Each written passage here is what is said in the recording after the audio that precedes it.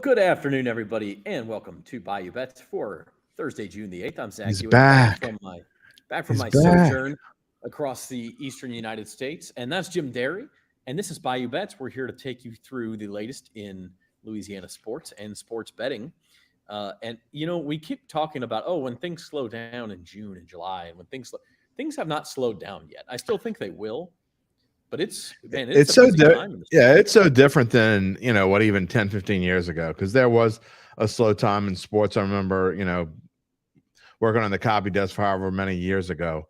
It was, you had the slow time. It was easy to go on vacation. You didn't have to worry about anything. News didn't really happen between certain months. And now it's not quite 12 months, but it's pretty darn close. I will say that. Yeah. We're getting there. Yeah. July is still a little slow, at least the first 3 weeks of July. But, just to your point, this is the 27-year anniversary of Warren Morris walk-off homer to win the 1996 posters on my wall right up here for LSU. And I bring that up not just because we'll be talking LSU baseball today, but because that was the end of the College World Series. It's June 8th. It was over. I mean, that was it. And now, and then LSU football, didn't even break camp until let's say August 1st or somewhere around there. So you had almost 2 months of, it was slow. Like Major League Baseball was really the only thing going on. They didn't have all these mini camps and OTAs and all that stuff either. Hello, Jerry. Welcome back. No, I mean, it's completely different now. I mean, football guys could go on vacation for 2.5 months. So it's a little different today where they don't get, days from Jerry's birthday. It's Jerry. It's 4 days away from my wife's birthday, and she's getting all fired up. So she'll be 29 again this year.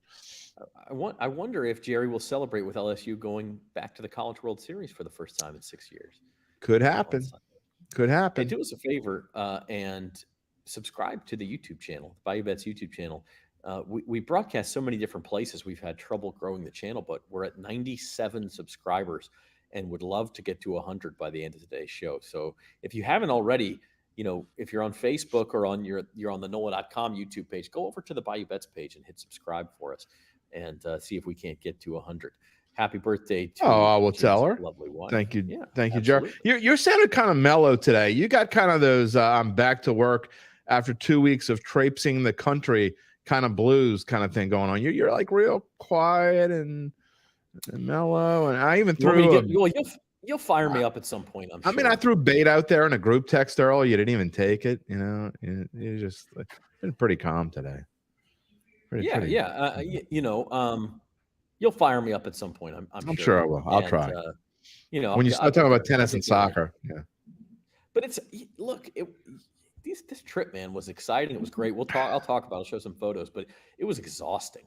Like I got up at 3:45 Eastern time on yesterday morning to catch my flight out of Boston back to Atlanta, and then had like a 5-hour. If you ever had a 5-hour layover with 2 kids, that's not with 2 kids. I've had layovers longer than that, but not with 2 kids. How many miles did you end up driving? I know you rented a car.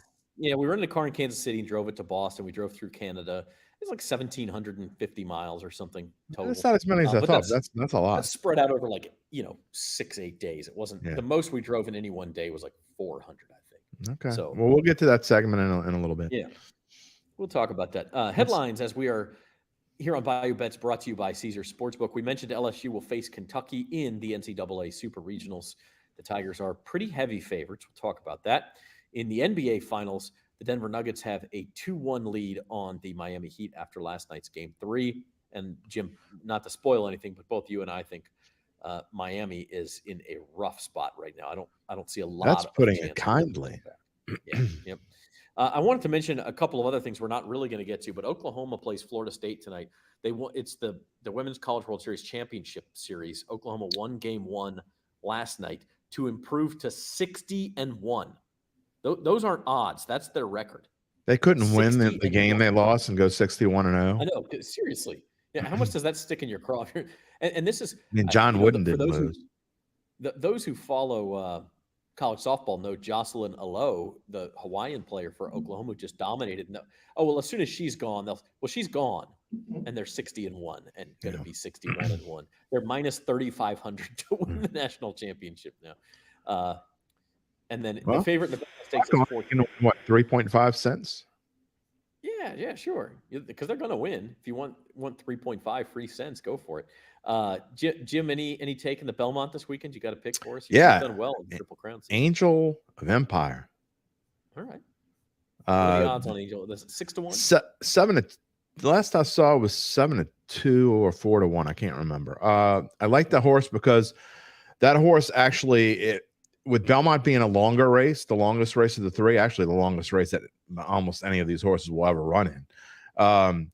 This horse, you could tell, had the distance. They were talking about it was a distance kind of horse. And, Mage had that race going on another, I don't know, 50 feet even. I think he would have lost. I mean, and so I just like the distance in this distance race. Now it's hard to tell with Forte, who was going to be the favorite in the Kentucky Derby, who did not run in the Preakness, just because of choice. I think we'll see.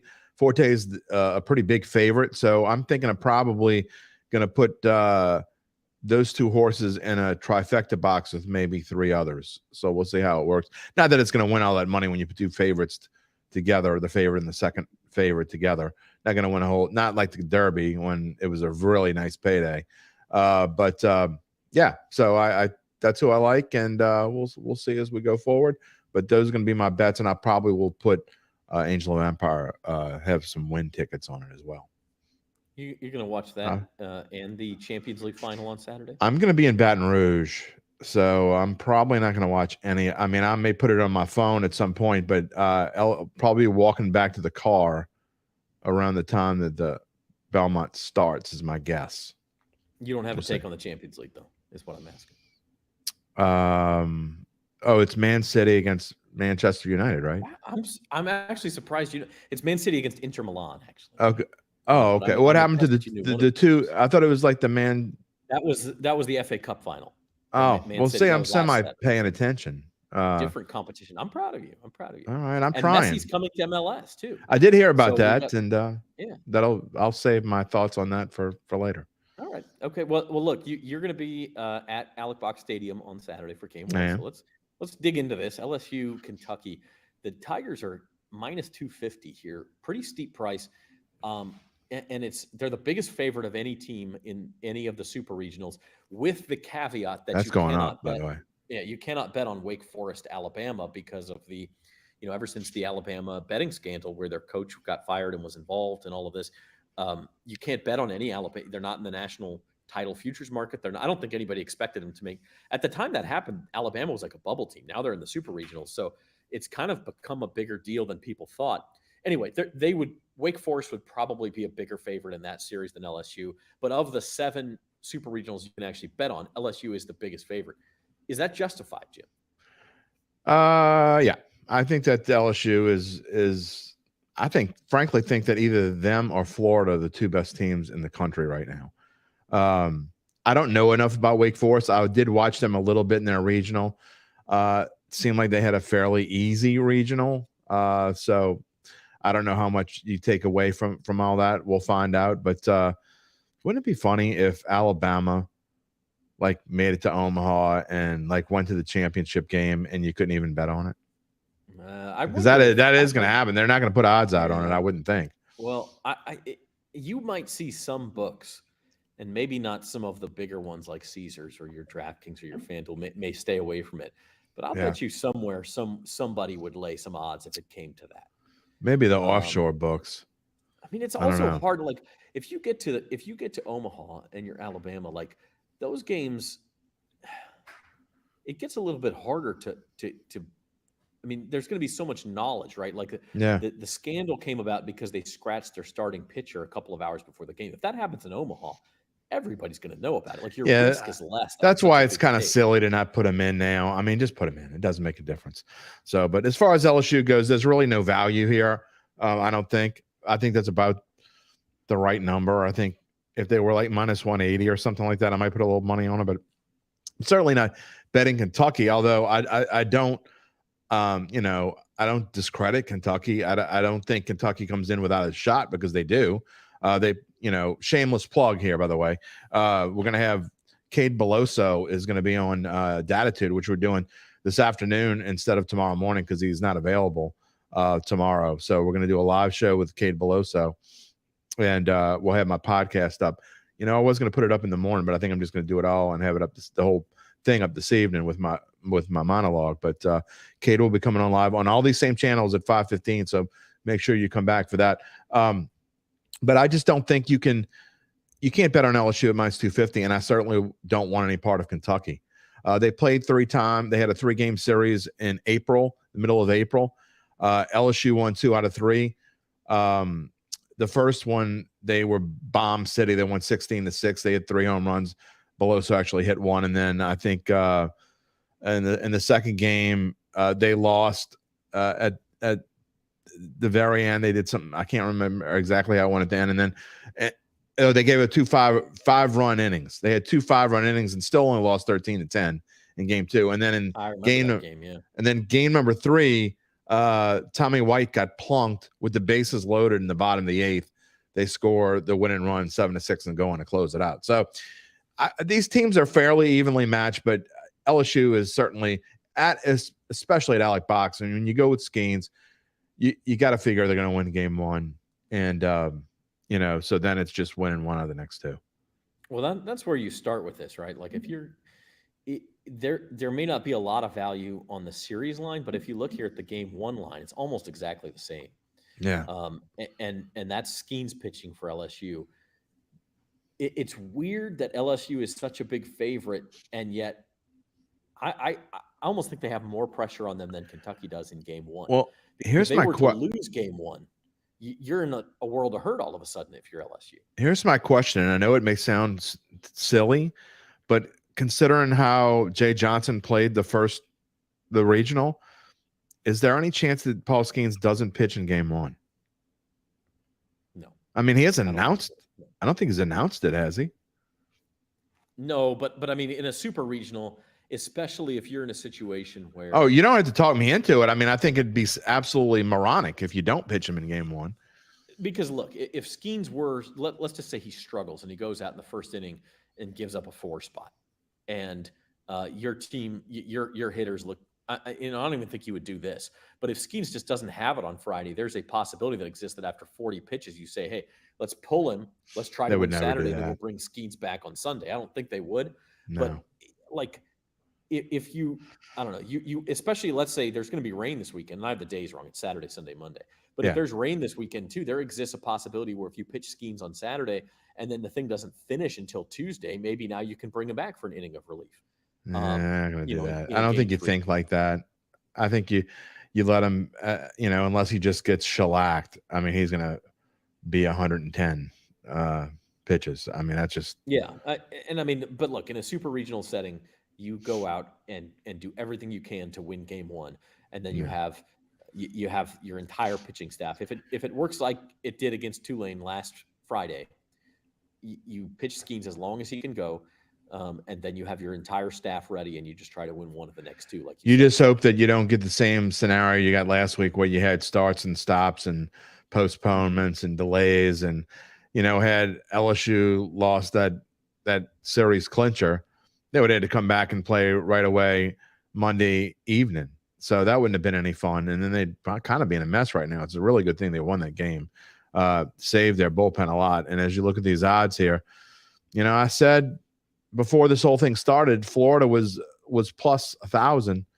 I really liked Florida then. I think Florida is the best value, really. Still, I kind of like Tennessee because I think they, no offense to Southern Miss fans, and I know Patrick McGee probably won't like me saying this, but I don't think Southern Miss stands a chance to beat Tennessee. I really don't. So if you consider Tennessee's basically on the precipice of Omaha, and Florida and LSU both have a tougher fight, probably. I think Tennessee is one of my top 2 or 3 values as well on the board. Yeah, I mean, if you think Tennessee's on the precipice, if Southern Miss doesn't stand a chance, Tennessee's only... I don't think they do. They're only minus 145. Yeah.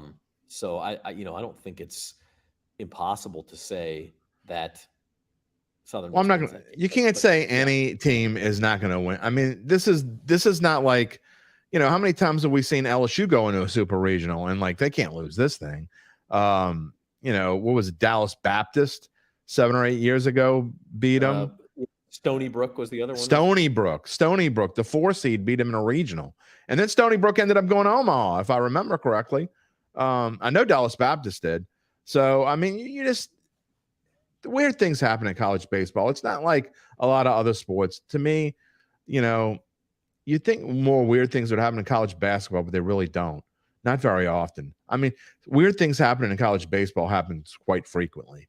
And sometimes people just don't know. I mean, people see a team, maybe I'm discounting Southern Miss because they're Southern Miss and they play in Conference USA. But, I just think Tennessee is I think Tennessee is a very underrated team that had a stretch that had a longer than people expected stretch of playing poorly, at least poorly to their standards.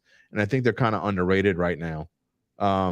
So I look for them to do good things. It wouldn't surprise me at all if they won this thing.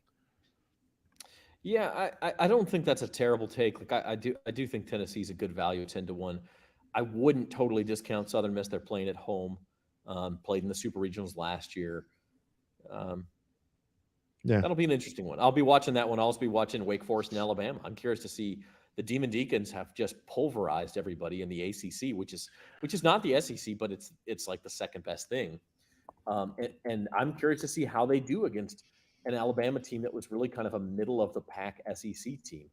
I don't think Alabama's got much of it. Dominated everybody else. Yeah, look, watching them play against Troy in that first game where they should have lost, and Troy basically gave the game away, told me a lot of things I needed to know about Alabama, and I just don't think they're good enough to hang with Wake Forest. That's my opinion. I mean, they truly are a middle of the road SEC team, if that. They might not even be middle of the road. Wake Forest has not played an SEC team. They did sweep Clemson, who was the number 4 team in the regular season. I mean, obviously, the ACC is a good conference, and they dominated it. Yeah, but they're not as good as they used to be. Team yet.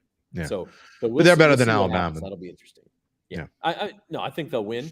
Horace is here. What's up, Horace? And we'll talk about that baseball trip in a minute. We're going to move on. By the way, Zach, before we move on, Spence did a really nice job filling in your absence. So, Mr. Horace, as I would expect. Yeah. Yep. We need Spencer, a regular here on Bayou Bets. And we'll talk NBA Finals Game 4. Look, Game 3 last night, a 15-point win for the Nuggets. Game 1 was an 11-point game win for the Nuggets, and quite frankly, wasn't that close. The outlier so far in this series has been Game 2, where the Heat held on, won in Denver by 3 points, an impressive win.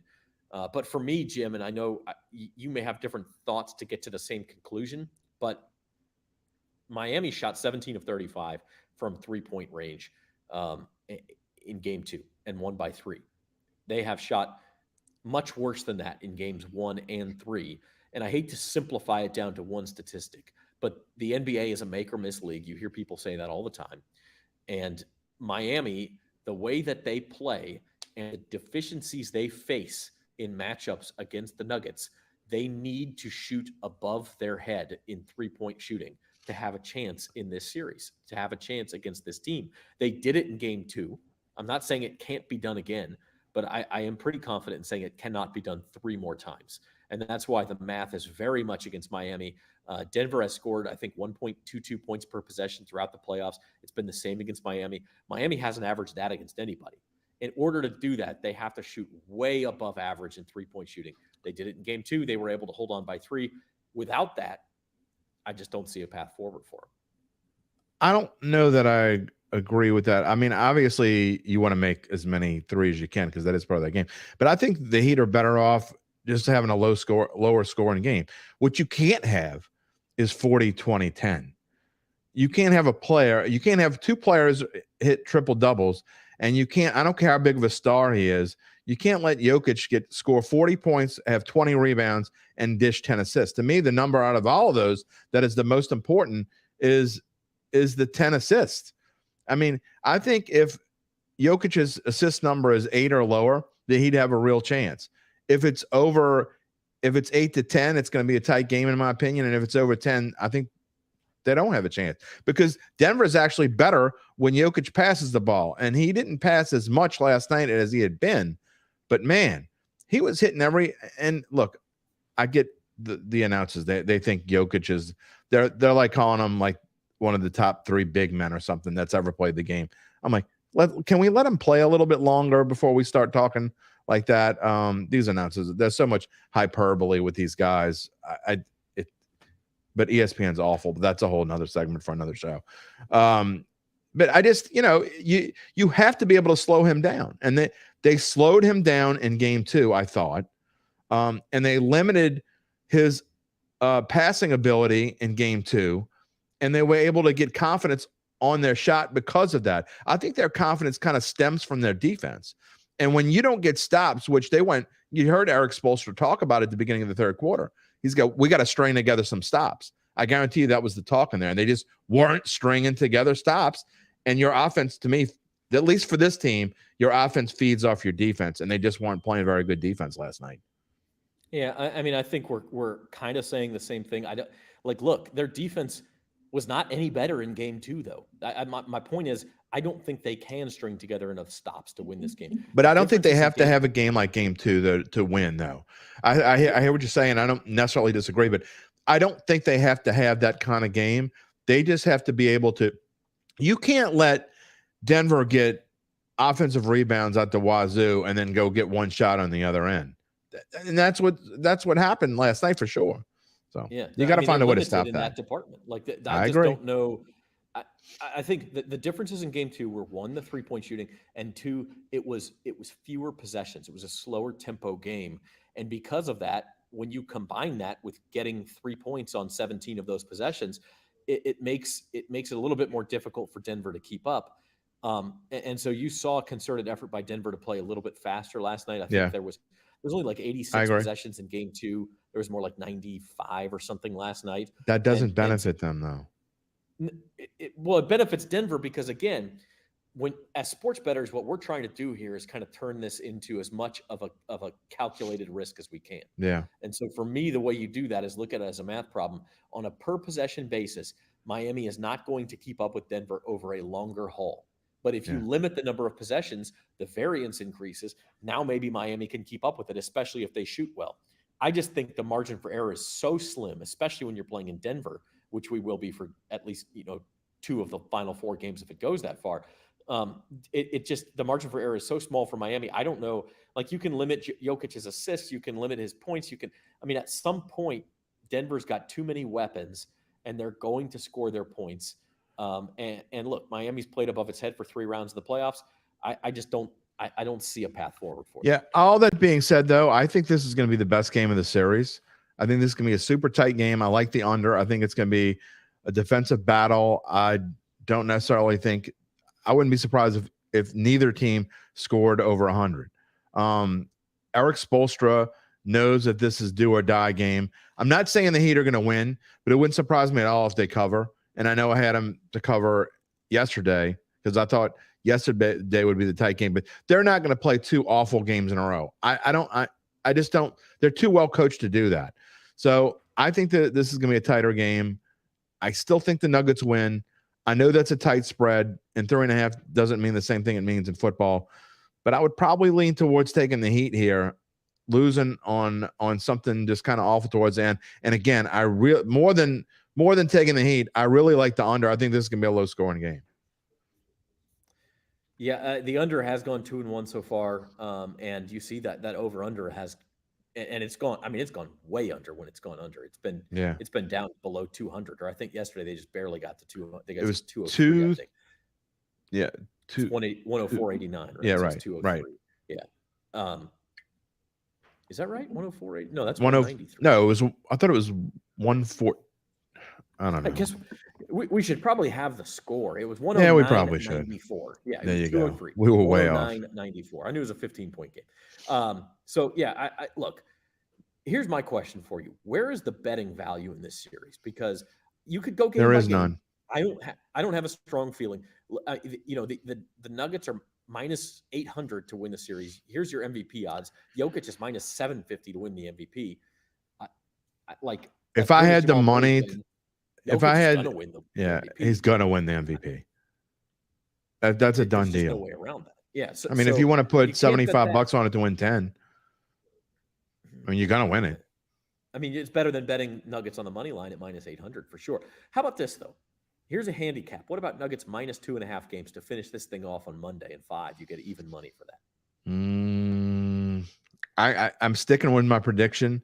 However, that being said, I don't like that bet. I just don't. That's one I would stay away from. I mean, again, it's easy. It's harder for me to look at it objectively because I have both teams already. I've said this before, so I have both teams. I hedged it on Miami when they were plus 410 or whatever, when they were still playing the Celtics. And I got Denver. I think during round 1. So, I mean, I'm not betting anything. I haven't bet anything on this whole series except I bet a few bucks last night that I mean, and when I say a few bucks, like a few bucks. I just don't want to bet into my winnings and lose them. But I just don't think there's value either way here. I mean, it's all going to depend on Game 4. I mean, if they don't win Game 4, they're not winning anymore. Well, I mean, obviously they'd go back to Denver and lose anyway. But it's too tight. I just don't think there's any value on either side here. It's not worth betting. Yeah. And I'm in the same boat. I have Denver at 20-1 from preseason, and it's just $5 to win 100. Yeah, that's a good bet. I'm not hedging. I don't. The Heat. Yeah, you don't hedge $5. That's not worth 650 hedging. Or whatever. But I mean, even if it was more than that, I don't see a path forward for the Heat. Could they win another game? Yes. Are they going to win the series? I don't see any path for that. I just don't. So I'm not betting anymore. Maybe on a game by game basis, if one team falls behind, I see a comeback coming. Maybe. I just don't see value again. I mean, to me, these are the odds, but those are basically the odds for Game 4, right? I mean, they're not going to win Game 5. They're not. I mean, I don't know what the spread's going to be. It'd probably be like 9 or something. I'm not saying I would take the -9 in a potential Game 5 that could decide the series, but I just don't. If they don't win Game 4, they're not going to win Game 5. That's my opinion. Yeah, and I mean, I think I think that's fair. So maybe some targets there. The other thing going on, OTAs for the Saints. They had their second OTA this week, and Michael Thomas was back. We finally saw him back. Whether he stays back, he was not practicing in full. He was not in the full 11-on-11 sessions, but he was running some routes. He was catching some passes, and frankly, like this just continues an off season that's been really very positive, very optimistic for the Saints. Yeah, well, so was last off season. Yes, it was. Michael Thomas, I think, wasn't he practicing this time last year? Everybody's a winner in April. Everybody thinks they're going to be good in April. And look, I don't. We're going to get into the ins and outs of the Saints as we get closer to the end of July, and when I come back from vacation and really dive into over and unders and all that stuff. But I'm sorry, but I'm not going to get excited about Michael Thomas returning to voluntary practice. I mean, I guess the fact that he's out there when he doesn't have to be is a good thing. But anybody who, fool me once, fool me twice, you fool me a third time, I'm a moron. And, I've been called a moron before. I'd like to think that I'm not one, but I'm not going to be fooled again. Well, let me wait and see what he does and get out there. Yeah, I saw that. But, you put these numbers on the board. I've said this multiple times as well. I don't think any of these numbers are changing anytime soon. There's no reason to bet any of these numbers whatsoever. The only thing that may change a little bit, you may see that Super Bowl number tick down just a tinge. Maybe it goes to 33 or 32, but they don't usually do 33s and 32s this time of year. There's no reason. It's not like last year. Again, when you had the 7.5 over under win total, it didn't hit. But to me, that was a great value. Again, didn't hit. I understand that it didn't hit, but we always talk about value on this show. And 7.5 over last year seemed like a no-brainer, easy value to make. Right now, it's 9.5. Maybe it goes to 9. I don't know, but there's absolutely no reason to bet that number, any of these numbers right now, because the Saints numbers aren't changing. I don't think at all until they start the season. Yeah, I tend to agree with you. I mean, a couple of other. You could just say this graphic and not have to edit it. Yeah, well, it is. It is kind of nice. You just change the headline. A couple of other things around the NFL. Bryce Young was named the number 1 quarterback in Carolina, to the surprise of no one. Shocker. And then the Vikings are set to release Dalvin Cook tomorrow. They're going to try to trade him one more time today, and if they can't, and it seems they've been trying to do it with no success, then they'll release him tomorrow, which number one shows how little teams value running backs once they hit a certain age. Or it could be the Vikings are inept. The Vikings are also shopping Danielle Hunter, the former LSU defensive end, who could That's help insane. the Saints. The Saints still have some salary cap room for the next year. Do you think they're done adding? Could we see a major add in the next month or so for It's New not Orleans? the Saints' MO, is it? I mean, sure they could, but it's not what they do. I mean, it's fun for fans to get out there and speculate and say, God, just think if this team had Dalvin Cook. And I saw Mike Triplett post something on Twitter that the Saints are set at running back. They've got plenty of depth there. I don't know what pipe he's smoking, but he's way wrong on that. So Dalvin Cook would be an excellent ad if they could find a way to make it work. Because, again, how many times do we have to say, we don't know how long Alvin Kamara is going to be gone. And at 30 years old, even when he comes back, he's no locked. I mean, he played like crap last year. He was terrible last year, I thought. So the fact that he's going to miss half the season most likely and then come back and do what? I mean, so you're basically talking about, your free agent signing and your rookie that you got in the third round, and that's pretty much it. So sure, they could use Dalvin Cook, but that's not what this team does. They don't go out and sign big names very often. If they do, it's once every 2 or 3 years. So I don't think that they're going to do this. I'd actually, if you could find a way to make Danielle Hunter fit and make him want to play here. I mean, to me, that's probably if they trade him. I don't know what his salary is, remaining salary. I don't know what the Saints would have to be on the hook for. The Saints are in pretty good shape. You don't say this very often cap wise, but I don't know, man. Trav's excited about Michael Thomas. I just said the same way, same thing. Hopeful if you're a Saints fan, not expecting anything. But as far as trades go or big free agent signings, there will be additions to this team that will end up contributing to this team. But I don't think it's going to be Dalvin Cook or Danielle Hunter. Yeah, Dalvin Cook seems very unlikely to me. I mean, look, if you don't think Alvin Kamara has a lot of good years left, I don't see why you would think Dalvin Cook has a lot of good years left. Well, he's only 27, right? Like a star. Yeah, I mean, but he's got a lot of miles on those legs. Well, and he's also had been an injury history in the past. I was going to say he's been hurt, so he hasn't played nearly as many games as Kamara. So I question that. I think you drafted Kendry Miller, you signed Jamal Williams. Kamara's not going to get suspended for the entire season. You're going to have him at some point. I mean, I think there is some depth there. So I don't see spending your salary cap room on that. Danielle Hunter, I could certainly see the Saints possibly being a team that targets him. That's a spot where they could use some help.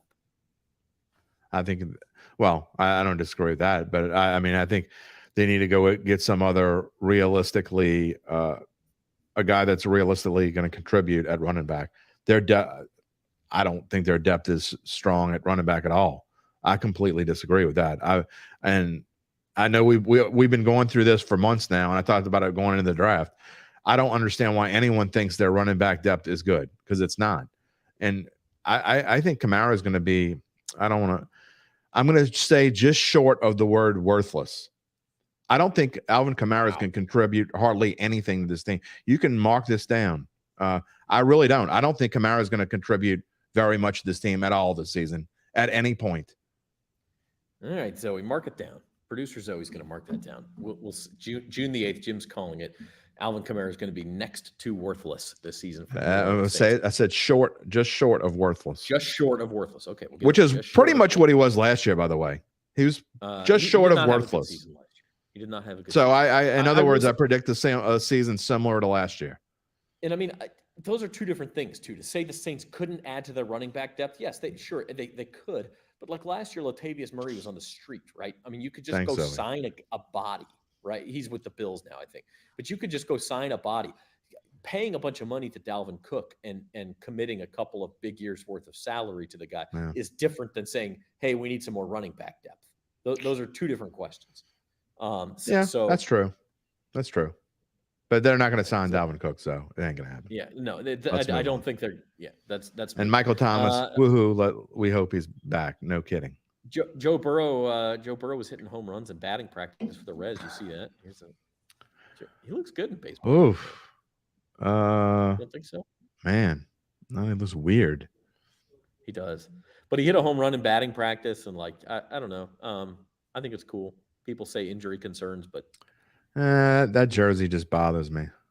is he going to hurt himself playing golf? I mean, it's just batting practice, just swinging. Yeah, if you were a Bengals fan, I mean, it's cool and all. I mean, like Drew Brees went out and like played a celebrity softball game against the Zephyrs or whatever back in the day. But I mean, do you really want your star quarterback out there trying to hit?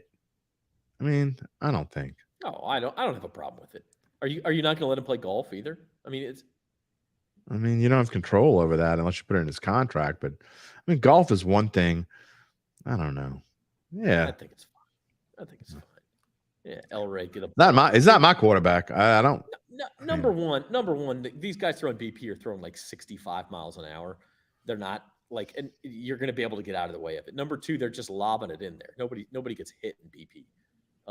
So It'd be pretty funny though if like, maybe the Reds batting practice pitcher is a Steelers fan. I did see that would be funny. A little intentional spiking.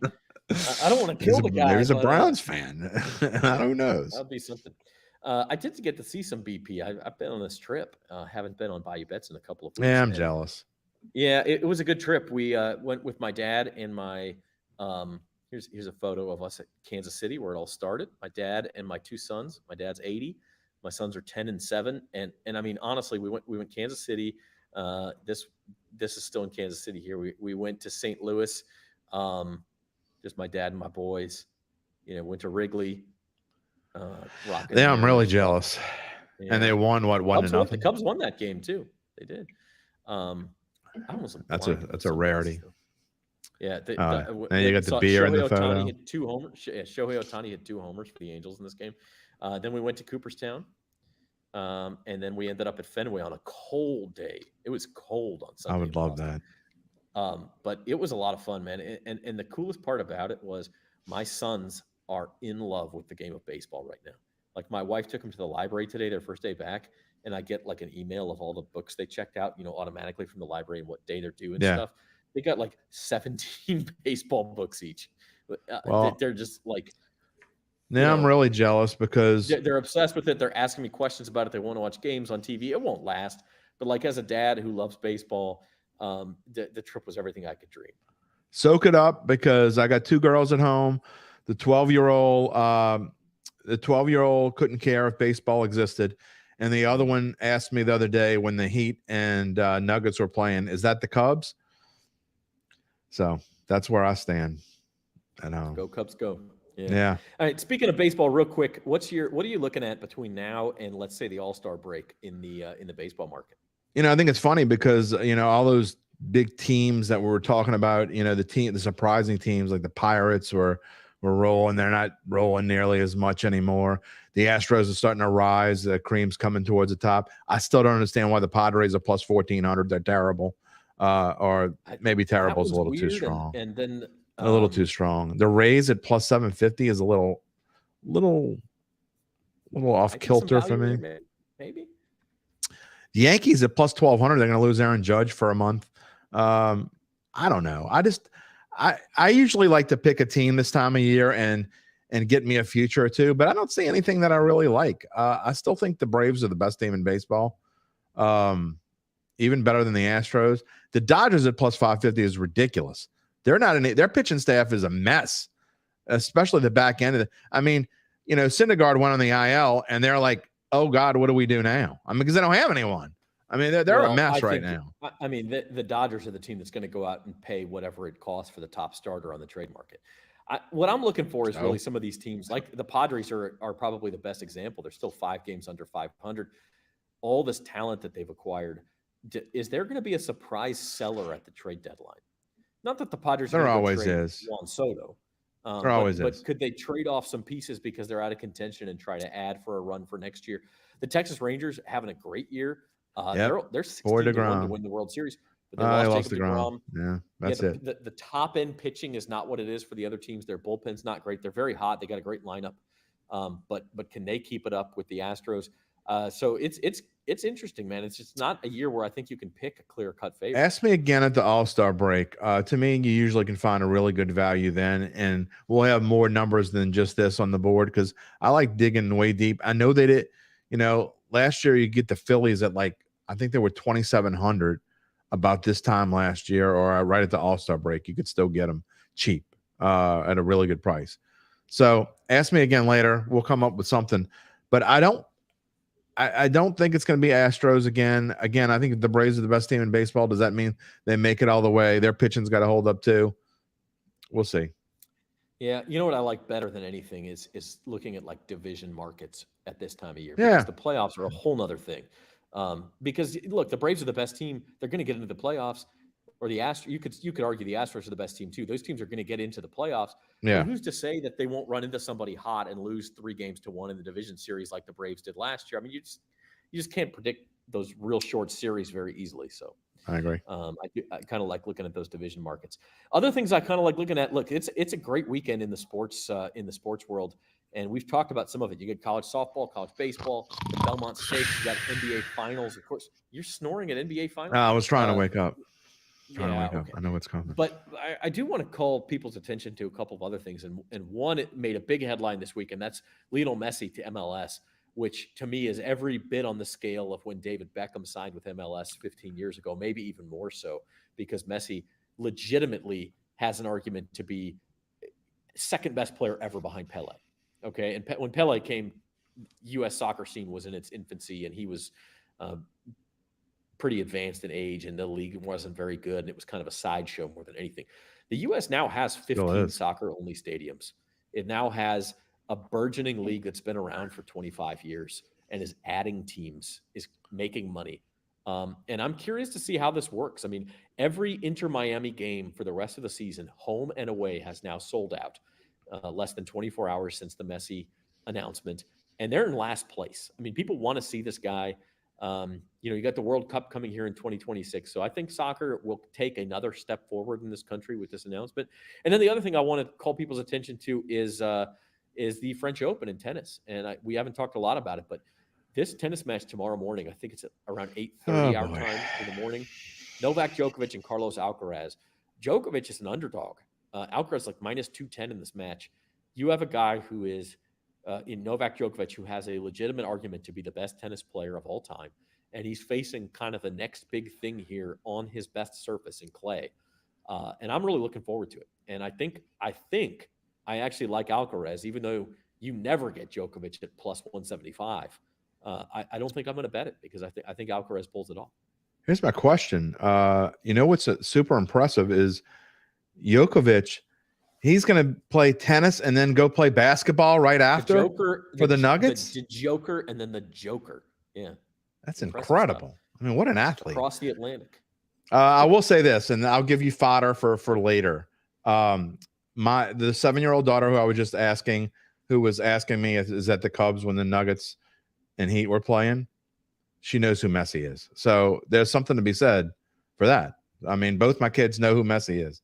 They don't know what he looks like or what team he played for or whatever, but they know they know Messi plays soccer. So there's something to be said for that. Jim, who did Messi play for this past season? Argentina. He did, but club team. Oh, I thought you meant, I don't know. He did play for wait, hold on. He won the World Cup with Argentina, but I forgot. He was playing for Barcelona most recently. Yeah. Okay. So we guessed Real Madrid. That's a good guess, but no, actually their biggest rival, Barcelona. Right country. And previous to that, it was for Paris Saint-Germain. All right, let's move on because we got another show to do. We're going to all right, Jim. Last thing we haven't talked about, U.S. Open is in golf next week, but that is not the biggest news in the golf world. The LIV Tour, the Saudi-backed LIV Tour that everyone said was the worst thing ever, and the PGA basically crucified through the press last year. Well, now they're merging with the PGA, and that's kind of left a bad taste in a lot of people's mouths. It's one of these things where everybody's making this big deal about it. I'm actually seeing this. They're talking about this for days now. This is like the third day of news cycle, and I've seen it on national news. They're talking about this. I mean, it's not nearly as big of a deal as everyone seems to make it out to be. People like talking about it because, hey, you know, the Live Tour was this evil thing that was going to face with the PGA Tour, and they were buying all these players for hundreds of millions of dollars. I mean, good Lord, didn't they give Phil Mickelson like $200 million or something? Who the hell wants Phil Mickelson? That's a whole nother story. But the fact is that a year from now, no one's even going to talk about the Live Tour anymore. People will say the Live Tour, you'll get 50% of golf fans saying, "Oh yeah, I remember them." And it's kind of going to be like when the USFL died in 1986 or whenever the hell it was, or 1985, and they had this antitrust lawsuit against the NFL and won, and they won $1. No one talked about the USFL again until they finally came back, and some could argue they're not talking about them now. Did you know New Orleans had a team, by the way? But that being said, look, no one's going to win. No one wins here. Liv doesn't win because they lost $1 billion, even though there are some, let's just say, cuckoo birds out there saying, "Oh, Liv got him. Liv got him." You didn't get anything. They lost $1 billion, even though the Saudis, you know, $1 billion is probably like $100 to you and me. They don't care about it. They still lost. Meanwhile, the PGA Tour's got to eat crow, and they got to bring in these players, and these players are going to get together, and the Brooks Koepkas of the world are going to play with the Rory McIlroys of the world, and Rory is going to be jealous because Brooks got $400 million, and Brooks is going to be like, "Oh, I got to come back to these people who hate me and play every week." It's a no-win situation, but in the grand scheme of things, it's still not nearly a big a deal as everyone wants to make it out to be. Oh, you forgot to put the Euro Tour merge too. Big whoop. No one's going to be talking about this 6 months, especially a year from now. I think you're right from a fan perspective. I think as fans, we'll kind of get used to this new merged tour, and we'll still tune in for the big tournaments, and we'll still largely ignore, you know, the Canadian Open that's going on this week. The only place I'll disagree is I think was there a big winner in this? Probably not. Although you could argue the players who went to Live and got that bag and now get basically, but not to Live themselves. Yeah, right. But I think the biggest loser is very clear, and that's the PGA Tour. They end up with a bunch of egg on their faces. I mean, they told us last year that the Saudis and the Royal, what is it, the Royal something fund, the RIF is what it's called, the evil Saudis is what I call them. They're trying, you know, Khashoggi was murdered, and the Saudis are trying to cover this up by getting into the world of sports and making people think they're normal. And I happen to agree with all of that.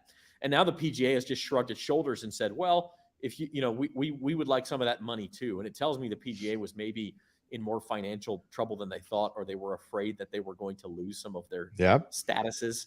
And so, as far as what type of organization they are and what taxes they're exempt from and those sorts of things. And so I think the PGA Tour and Jay Monahan, their commissioner, end up looking weak, and they capitulated, and they basically gave into what they told everyone else that they shouldn't give into, and it makes them look really bad. And I don't know where this goes going forward. I think from a fan perspective, like you said, maybe not a big difference, but I think we could see further shakeups down the road in the way golf is organized. Well, it's going to start with Jay Monahan being fired.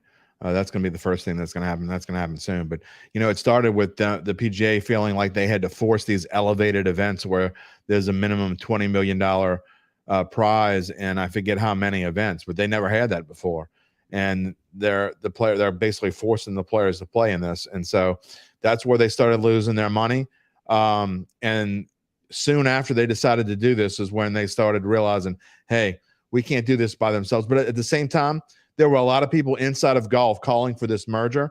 And I guess that's all Liv really wanted in the grand scheme of things. But we'll see how long it takes for the players from one side to get along with the players from the other, because don't think they're all going to be friends and buddies and be eating dinner together again, because it's not going to happen anytime soon.